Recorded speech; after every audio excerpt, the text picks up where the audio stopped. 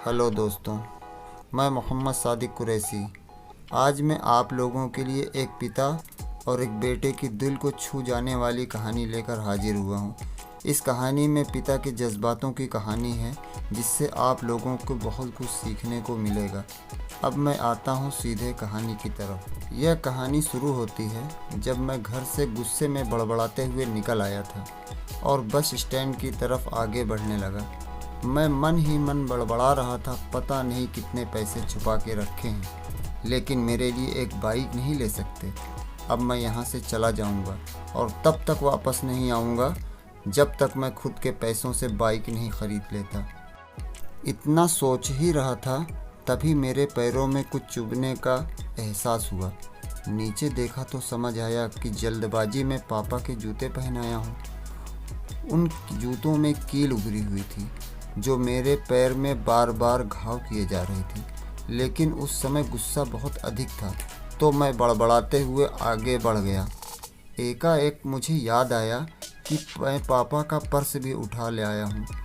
मेरे खुराफाती दिमाग में ख्याल आया, क्यों ना आज पापा का पर्स चेक किया जाए, जिसे आज तक उन्होंने किसी को हाथ तक नहीं लगाने दिया। पता नहीं कौन सा खजाना छुपा इस पर्स में, जो किसी को हाथ नहीं लगाने देते थे। जब मैंने पापा का वह पुराना पर्स खोल कर देखा तो उसमें पैसे तो नहीं मिले, लेकिन पैसों की जगह पर एक डायरी रखी हुई थी। तब मैंने सोचा, ओह, तो यहाँ खजाना छुपा रखा है। मैं समझ रहा था कि यहाँ पापा ने लिखा होगा कि किस किस से कितने पैसे लेने हैं और किसको कितने पैसे दिए हैं, लेकिन मैं गलत था। जब मैं इस छोटी सी डायरी का पहला पेज खोल कर देखा तो वहाँ पर जो लिखा था वह थोड़ा सीरियस कर देने वाला था। डायरी में जो लिखा था उसे पढ़ने के बाद मेरे चेहरे पर जो एक्सप्रेशन थे वह गायब हो चुके थे, क्योंकि डायरी में वैसा कुछ नहीं था जैसा मैं सोच रहा था। वहाँ पर उन पैसों का हिसाब लिखा हुआ था जो अलग अलग कामों के लिए अलग अलग लोगों से उधार लिए गए थे। उस लिस्ट में कंप्यूटर के नाम पर भी पैसे लिए गए थे। कुछ यूँ लिखा था, 50,000 बेटे के कंप्यूटर के लिए। यह वही कंप्यूटर था जिसे मैं आज तक यूज़ कर रहा हूँ, लेकिन मुझे यह पता नहीं था उस कंप्यूटर के ख़रीदने के लिए पैसे कहाँ से आए थे, लेकिन आज पता चल रहा था।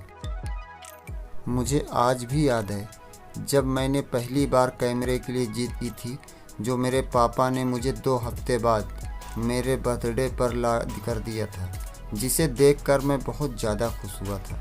और मुझे खुश देखकर मुझसे कहीं ज़्यादा अगर कोई खुश था तो वह थे मेरे पापा। अब मेरे चेहरे से गुस्सा एकदम गायब हो चुका था। जब मैंने आगे का पन्ना पलटा तो वहाँ पर कुछ इच्छाएं लिखी हुई थी। पहली इच्छा जो थी उसमें जो लिखा था, अच्छे जूते पहनना। यह बात मेरी कुछ समझ नहीं आई। तभी मेरा पाँव अचानक सड़क पर भरे हुए पानी में जा पड़ा और तभी मेरे पाँव में कुछ गीलीपन होने का एहसास हुआ। जब मैंने जूता उतार कर देखा तो उसका तला टूटा हुआ था। यह देखकर मुझे डायरी में लिखी बात याद आ गई। तभी मुझे माँ पापा की कही बातें याद आ रही थी कि कैसे माँ जब कहा करती थी कि पापा से, अब तो जूते पुराने हो गए हैं, नए ले लीजिए, तो पापा अक्सर यह कहकर टाल दिया करते थे, जूते अभी और चलेंगे, कुछ दिन पहले तो लिए थे। मुझे आज समझ आ रहा था कि कितने दिन और चलेंगे। साथ ही साथ भी यह समझ रहा था कि पापा पर्स को क्यों छुपा कर रखते थे।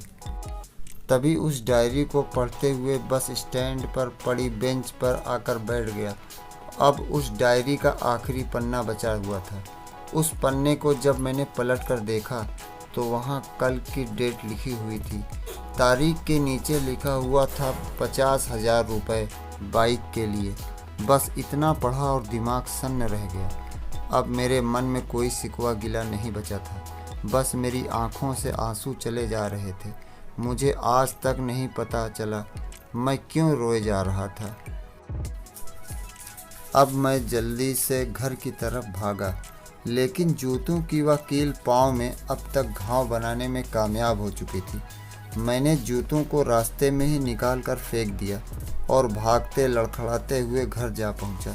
लेकिन पापा घर पर नहीं थे। मैं समझ गया वह कहाँ थे। मैं सीधा पास वाली बाइक एजेंसी की तरफ भागा। पता नहीं कहाँ आज से इतनी ताकत आ गई थी कि मैं भागते हुए थक नहीं रहा था, और वह भी बिना जूतों के, नंगे पैर। जैसे तैसे मैं बाइक एजेंसी पर पहुंचा। पापा वहीं थे। मैंने पापा को दौड़कर गले लगा लिया और मेरी आंखों से आंसू रुकने का नाम नहीं ले रहे थे।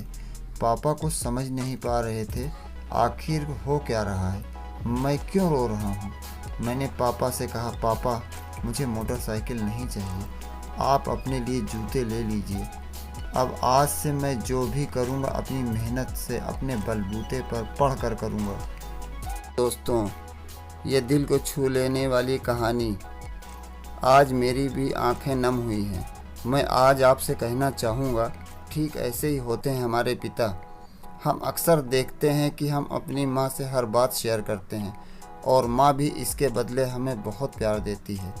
लेकिन एक शख्स ऐसा भी होता है जो हमें छुप कर प्यार करता है। वह होते हैं हमारे पिता।